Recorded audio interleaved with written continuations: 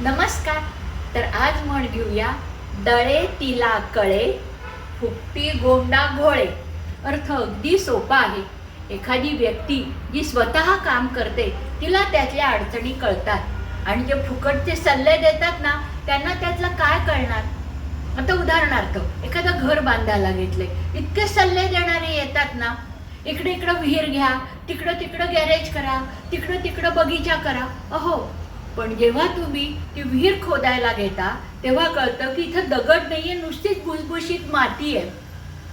किंवा बाग बगीचा करता तेव्हा कळतं की त्या बगीच्यातल्या मातीमध्ये इतक्या मुंग्या आणि किडे आहेत, इथं कशी झाडं जगतील बरं.